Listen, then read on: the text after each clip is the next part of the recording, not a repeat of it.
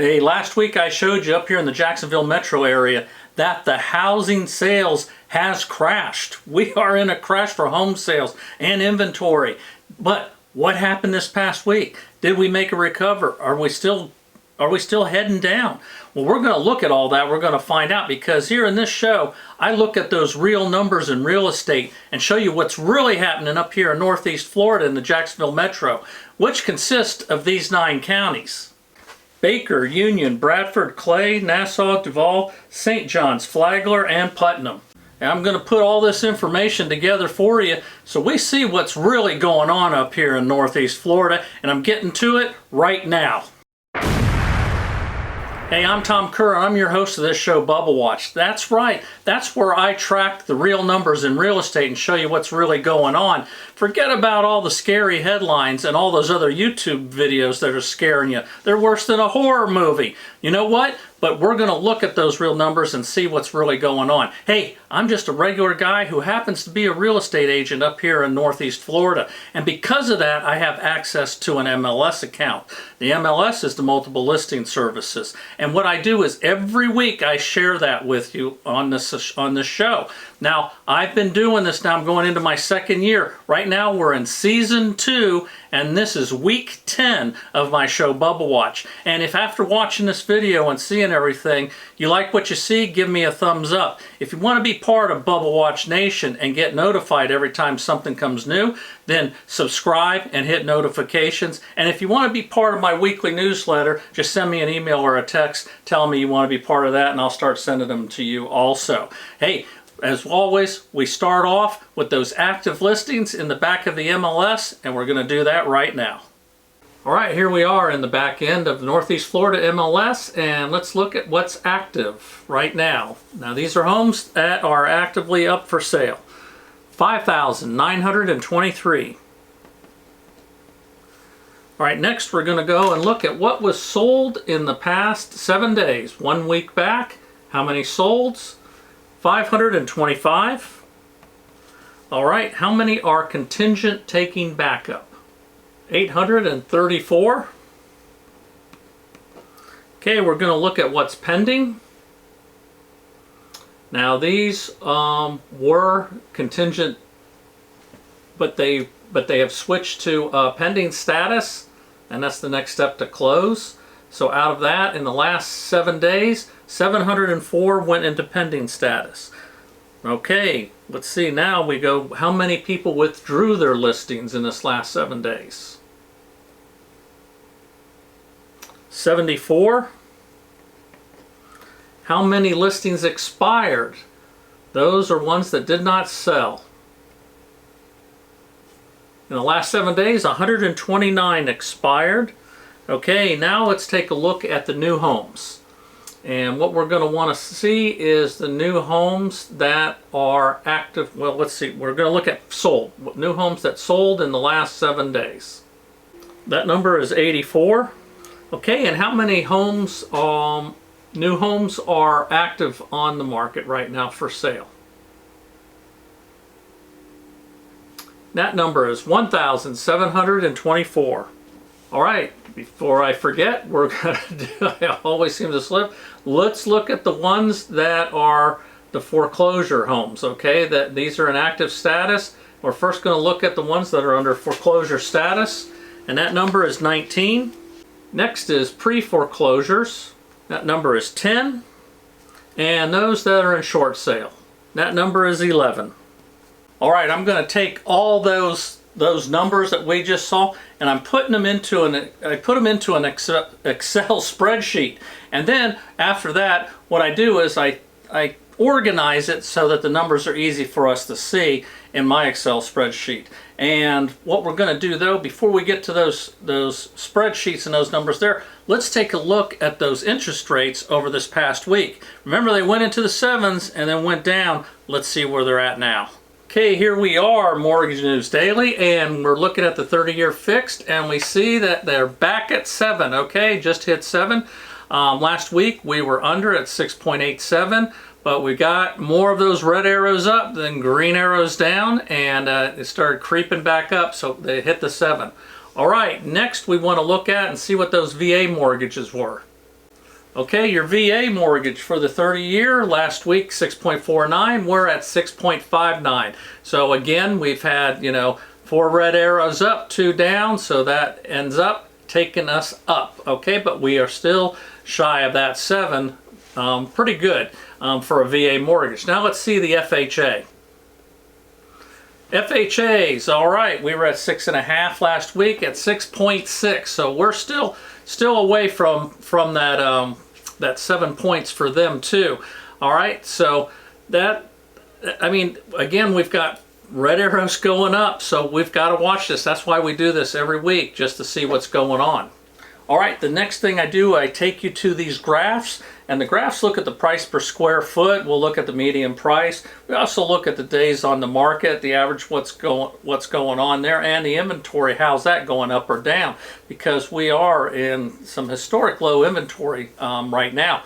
All right, let's take a look at those graphs. All right, the first one we look at is price per square foot, and oh my gosh. What's this? Well, apparently last week wasn't there, and I didn't catch it because that went up because we saw it flat for those 3 weeks. But it went back up and went back up again here. Let me show you something that's even more dramatic about this. Let's look at this when we stretch back this far, go 3 years back. All right, right here, this line here at the top of the hill, okay, was last summer, so just about a year ago. Right after that, in September, was things were really breaking loose and everything's crashed down. It was during this slope here that everyone was telling us that interest rates were going to be 8% by December and 10% at the beginning of 2023. Foreclosures were busting loose. Everything was going nuts. This was 2008 to 2010 all over again. But look, this slope going down is nothing like this going up. What everyone thought was going to happen was this in reverse. They thought we were going to be flipping this around, but it hasn't. So now look at it, looking at the 1 year out. Okay, there we are at that top of the hill. And we stepped down too. It didn't just fall. Stepped down here, plateaued, and now we're going back up. All right, let's look at the chart next door, and that is your inventory. And as you can see, the inventory is starting to swing up. It's still in a big low. I mean, but right here, when we look, we see that trend going up. Okay, it's not shooting up real fast, but it is making the bend going in the right direction. And probably we're seeing inventory go up because we see this price per square foot going up, which leads us next into the median list price. Okay, our median list price going up. Here, let's go 6 months back, and you see, now that is a pretty dramatic line going up. So that is probably what's going to have some effect on why we're going to have inventory going up. People are seeing they can get more money for their house now. Everyone was afraid that, last year they thought that was it. We hit the peak and there's no way I'm ever going to recover and get any more money out of the house. I missed it. I missed the big one, okay? No, you haven't, according to these numbers and according to some headlines that I'll show. But the numbers, have gone up for these home prices, okay? Now, that's not good if you're a first-time home buyer, okay, trying to get in. Or you're somebody, I showed in a couple of these shows ago, people, almost would have to make $150,000 to get, an average house now. It's crazy. All right, let's look at this. Days on the market chart, all right? Look at how that just flattened out, but it's still low. Look it up here at the peak there, okay? Back here, now this peak here was at the beginning of the year here. Everything was, up. Days on the market were huge, but look how much it's dropped. And here it kind of plateaued, all right? What does that mean? That means we're going to probably see more multiple offers. All right, now let's put the stuff into the Excel spreadsheet and look at those charts. All right, here we are, Season 2, Week 10, in this column here in the yellow, and you see I have highlighted the yellow columns are the ones where we do the week each week. And then next to it, directly next to it, as you see here, week 10, that was of season 1, week 10. Should have said season 1 in there. Don't know why it said ending like that. Maybe that's the way I did it back then. Okay, week 10. Yeah, it was. I didn't call it season 1 because I didn't know I was going to be here season 2, because everyone told me that we were going to crash and I thought it was going to be over. I didn't think we'd be in a season 2. All right, so, and then year over year we compare the percentage for that, and I'll let you look at that instead of rattling it off. So here we go. Down here we look at season 10 to this time. Active listings, 5,923. Solds, 525, and contingent taking backup, 834. 704 were pending, makes a total of 1,538 under contract. As we add those two up, because those that are contingent and those that are pending are all under contract. Okay, the amount of people that withdrew their listings, you can see 74, up a little bit from last week. Expired listings dropped a little bit to 129. New homes sold went up just a couple, 84, so basically stayed the same, but off of that high of 150 and 172 from the previous weeks. And the new home inventory has increased to 1724. As you can see back there on week 7, we were above 1700, dropped into the 16s. Now we're heading back up. All right, we saw the new construction there kind of slipping a little bit there. We saw overall sales, though, increased this week from last week, okay? And we're starting to get into where those interest rates are up about 7 for some of these sales that took place. So it really hasn't put the damper. That's because there's this built-up demand sitting there. Check out this headline about new construction homes. All right, U.S. housing starts fall 8% in June. Of course, you know, they're going to be about the biggest drop in a year. Remember, everything was about how the new homes were going up crazy. Remember when we said like the builder confidence was soaring and all this and that from last year, everything's going great? Then all of a sudden, uh-oh, we see this headline.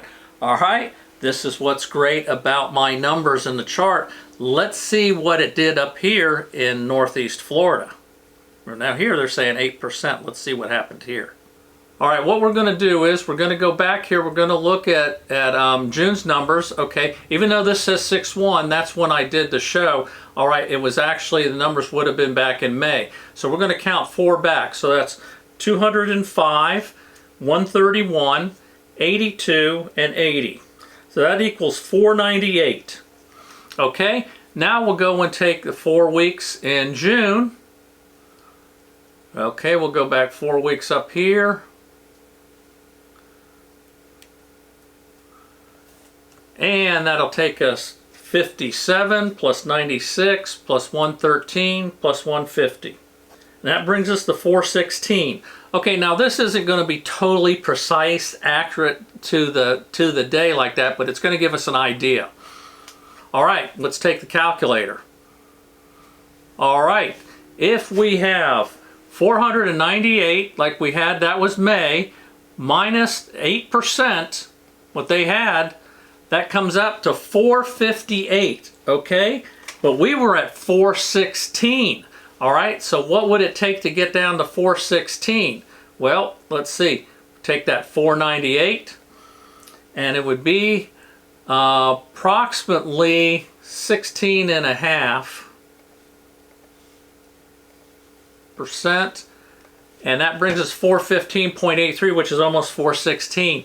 So we were at 16.5%. They said 8. Okay, we're worse. We're twice as bad, okay, as far as the new construction here. All those new construction numbers we were watching, you know, when they were going up, everything was going crazy. And now what did we just see in this week's chart? We saw the inventory go up. So is this a problem? Are we watching? Do we got to watch it? These new construction homes are pretty expensive, a lot of them. So we'll keep an eye on it. That's why we do this show. All right, let's look at some more numbers.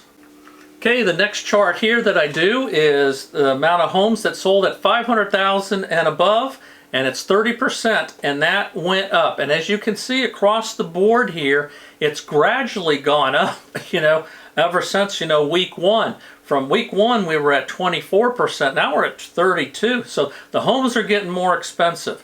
Homes that sold under list, 67% of the homes sold under list. At list, 17%, and above list, 16%. And remember, I was saying watch that above list, okay? Because that's going to get us into our multiple offers. Now, we had it creeping up, going up, then it hit the 20s and dropped last week to 16. It held at 16 this week, okay? And then, of course, under list went up 67%. And wait until you see the home of the week, and I go over about the homes that sold under list. This is going to be a beautiful example. All right, next chart. How did they pay for those homes? Financing, 31% cash. That's a little bit of a jump there. And actually, I mean, we haven't seen something like this since week 1 when it was 30%. 31% more cash out there. That usually takes us away from our conventional, and as we see here, that went to 38% for conventional, 13 FHA, 17 VA, up a little bit, and others stayed at 1. All right, we were told that there was a foreclosure tsunami coming. Let's see, has it hit yet? Foreclosures, now these are the ones that are active for sale in this status of foreclosure, pre-foreclosure, short sales. Foreclosures, you see, jumped up a couple to 19. Pre-foreclosures stayed at 10. Short sales down 1 to 11 for a total of 40. No, the tsunami has not hit, and probably for all the reasons that I've been saying for the last year. All right, let's look at the new construction. All right. 54% of the homes sold under list. That is a jump from last week, okay? But we were there at week 8 already, and it was actually more than that in the other weeks. Look at that, 70s, 60s. So we are down. So overall, there's less that are being sold under list. Homes that sold at list, 19%. That's down from last week. And homes that sold above list creeped up 1 to 27%. Okay, the next thing I do is I show you, like, we saw the sales there. I think, what was it, 525? I think it was. I can't remember, for the for this Northeast Florida MLS there, and that's up from being in the 400s last week. I look at MLS Advantage, and what that does, that takes in some of these other smaller MLS boards that are around here and put them in, because we cross sell, so we pick up, so we miss some of that, so it gives you an even better idea. A lot of times it's incredible to see how many actually sell when you add these other little boards in here. So let's look at that, because we look at all those 9 counties, and then what I do is I'll show you the chart breaking it down by those 9 counties. And the reason I do this is because people asked me to. They wanted to see by the counties what the difference was from the previous weeks. So let's look at the MLS Advantage and see what those numbers are.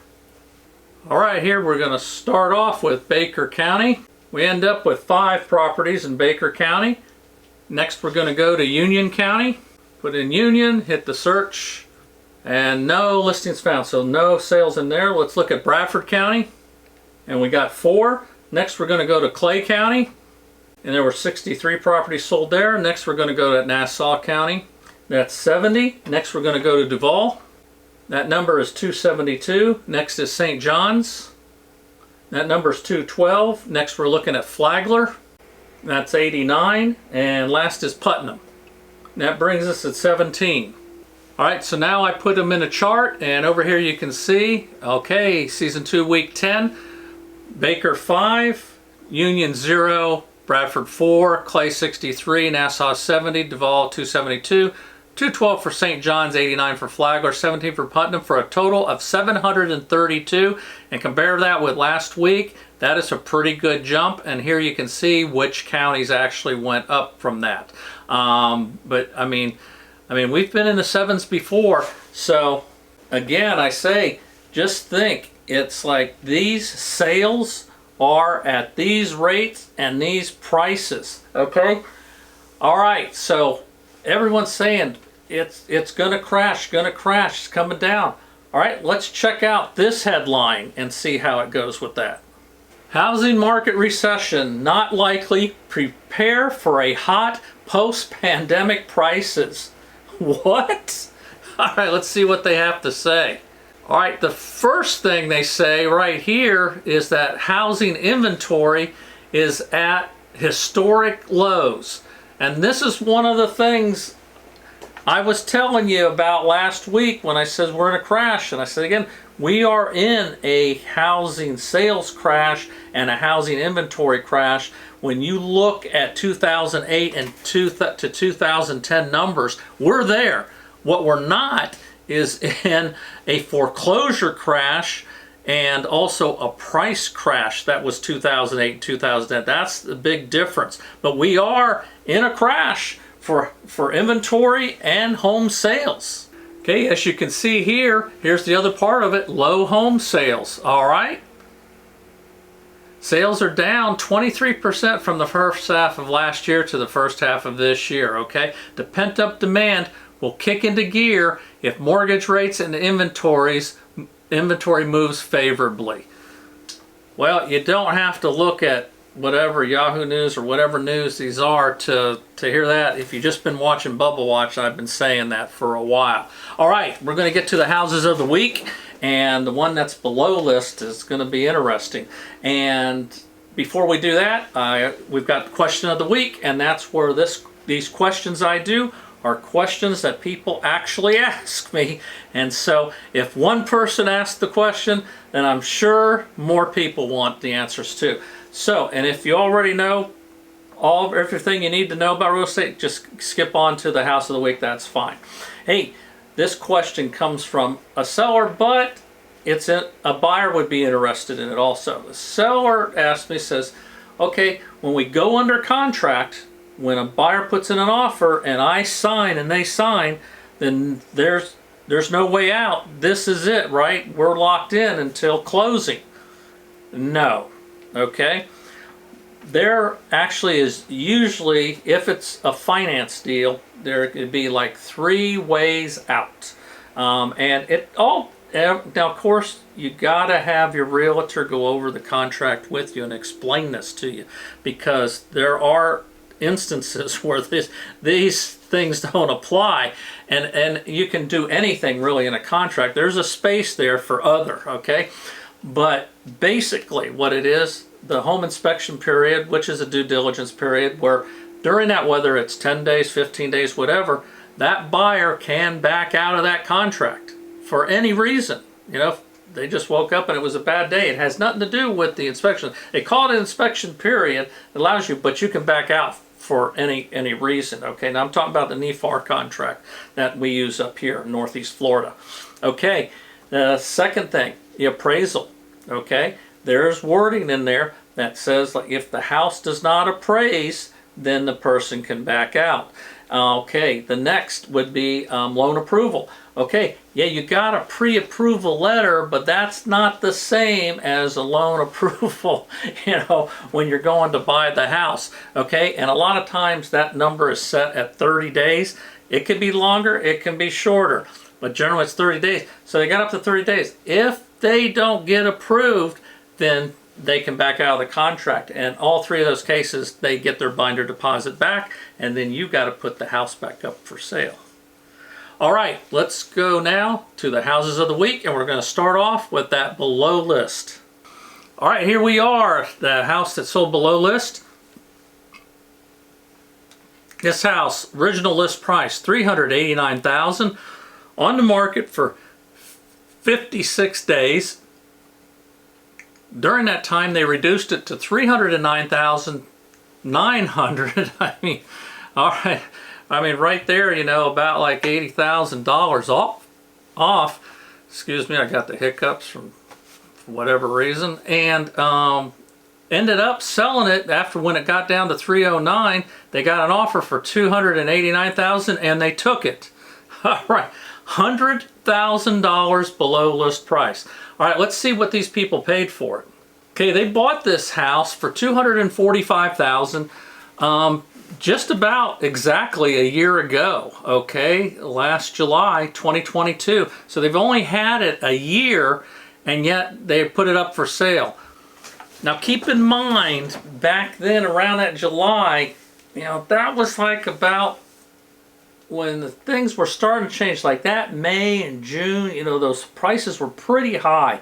And so they may have hit like a high note there. 245, okay? Now to sell in a year, generally, okay, it's like, well, and these weren't investors, but they, something happened, they had to. Or could it be because they saw they had to and they said this is a good time because the prices have been going up? So they bought it for that. So let's put it into appreciation calculator. Okay, in the appreciation calculator, you see they bought it 245, sold it at 289, a 17.85% increase, okay? Now this was when everything was going to crap, okay? We were told. I mean, it did the last quarter definitely of last year, but things have picked up so much that they got this kind of an appreciation. Now, granted, they had closing costs when they bought it and they had closing costs when they sold it, so, you know, that isn't it. But in real estate, we're comparing the sales prices and all that. So that's still amazing that they got that. That's just showing how this market is. All right, let's look at the one that sold above list. Okay, here we are, listed for $295,000. On the market for only 2 days, so that's telling me they had a bunch of activity, right? So they ended up selling it for $322,000. Okay, so when you look at that, you're seeing a $27,000 okay increase. Okay, but when I look more into this, okay, they sold it there. Now they sold it FHA, okay, so it had to appraise, and they gave a concession of $9,960 in closing costs, which really brings that down to $312,340 when I look at it as the price, you know, that they ended up with. Okay, but they're still above. Okay, they're still above. Now, we don't know, but this could have been one of those deals where, again, FHA borrowers get in with very low down, but you can with conventional too. People think you have to have 20%, but you don't. But the FHA, you know, it was just has more favorable terms for some people, you know, as far as the credit and all that. But a lot of them don't have, and also with the VA loans, don't have a lot of cash. Okay, that's why they get a zero down or a low down, and then those closing costs can be $10,000, $15,000, and they don't have that money for that, so they ask the seller to contribute. Well, this seller didn't want to lose the price of that house, so what they'll do is they'll increase the price of the house and then give that back as cash to the buyer to help offset those closing costs. The only thing you got to be careful of that, and it's a chance, is that when you increase the price of the house to cover all that, will the house appraise? In this case it did, obviously, because the sale went through, so they were okay. But if it doesn't, then you've got the choice to make: cut the price or pull out or whatever, or the other person has to come up with the money. All right, let's see what they paid for this house. Okay, they bought this house about, I guess, 2.5 years ago, December of 2020, for $218,000, and we'll put that into the appreciation calculator, and we come up with, yeah, a little over 2.58 years, almost 15%. Okay, in 2.5 years.